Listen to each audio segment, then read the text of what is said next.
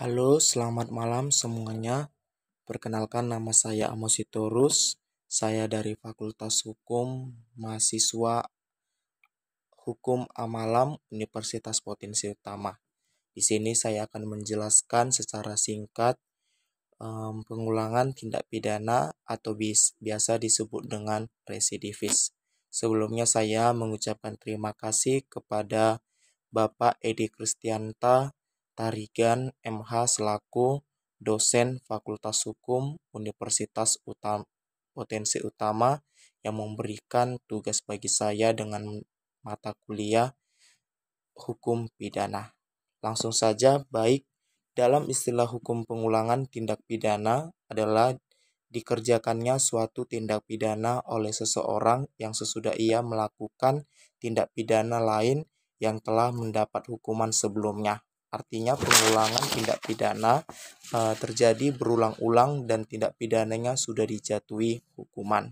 Residivis bisa disebut juga dengan pengulangan tindak pidana dalam perbuatan pidana yang sudah ada. Pengulangan tindak pidana atau residivis diatur dalam pasal 48 KUHP. KUHP tidak mengatur secara jelas mengenai pengertian dari pengulangan kejahatan residivis, namun hanya beberapa pasal saja yang mengatur mengenai pemberatan terhadap narapidana yang melakukan pengulangan kejahatan. Dalam sistem hukum pidana Indonesia, sampai saat ini juga belum ada regulasi yang legal mengatur secara jelas tentang pengulangan kejahatan tersebut.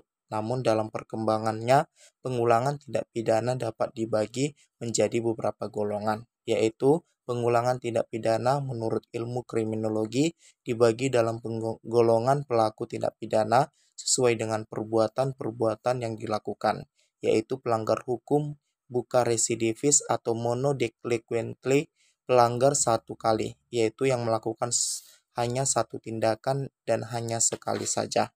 Kedua, residivis yang dibagi lagi menjadi penjahat yang akut meliputi pelanggar hukum yang bukan residivis dan mereka yang berkali-kali telah dijatuhi pidana umum, namun antara masing-masing putusan pidana jarak waktunya jauh, atau perbuatan pidananya begitu berbeda satu sama lain, sehingga tidak dapat dilakukan ada hubungan kriminalitas atau dengan kata lain dalam jarak waktu tersebut. Penjahat kronis adalah golongan pelanggar hukum yang telah mengalami penjatuhan pidana yang berlipat ganda dalam waktu singkat di antara masing-masing putusan pidana. Penjahat berat yaitu mereka yang paling sedikit telah dijatuhi pidana dua kali dalam menjalani pidana berbulan-bulan, dan lagi mereka yang karena kelakuan antisosial sudah merupakan kebiasaan atau sesuatu hak yang telah menetap bagi mereka. Penjahat sejak umur muda. Tipe ini memulai karirnya dalam kejahatan sejak ia kanak-kanakan dan dimulai dengan melakukan kenakalan anak.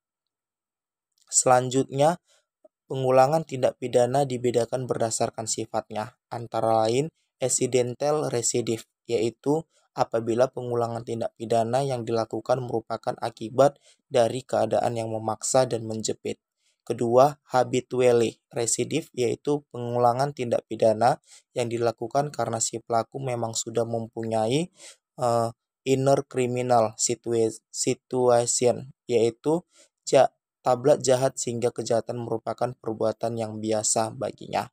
Selain kepada kedua bentuk tersebut, pengulangan tindak pidana dapat juga dibedakan sebagai berikut. Residif umum yaitu apabila seorang melakukan kejahatan yang telah dikenal hukuman dan kemudian ia melakukan kejahatan pidana dalam bentuk apapun, maka terhadapnya dapat dikenakan pemberatan hukuman.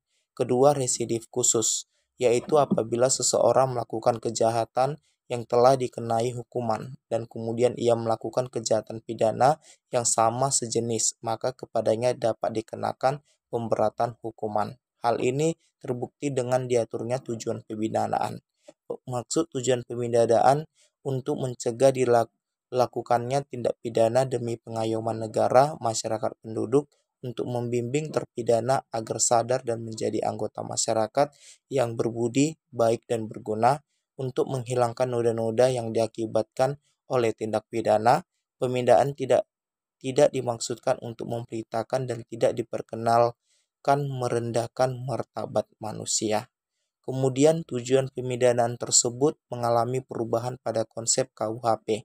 Buku pertama mengatakan bahwa tujuan pemberian pidana adalah bertujuan untuk mencegah dilakukannya tindak pidana dengan menegakkan norma hukum dari pengayom masyarakat, mengadakan koreksi terhadap terpidana dan dengan demikian menjadikan orang yang baik dan berguna serta mampu untuk hidup di dalam masyarakat. Menyelesaikan konflik yang disebabkan oleh tindak pidana, memulihkan keseimbangan dan mematangkan rasa damai dalam masyarakat, membebaskan rasa bersalah para pidana. Dalam konsep rancangan KUHP bertujuan pidana ditentukan sebagai pemidadaan mencegah dilakukan tindak pidana dengan menegakkan norma hukum dari pengayom masyarakat, mencegah dilakukan tindak pidana dengan menegakkan orang yang baik dan berguna serta mampu untuk hidup di dalam masyarakat. Pengulangan residif juga diatur secara umum dalam buku pertama. Jadi berbeda dengan KUHP saat ini yang mengaturnya sebagai alasan pemberatan pidana yang khusus untuk delik-delik tertentu.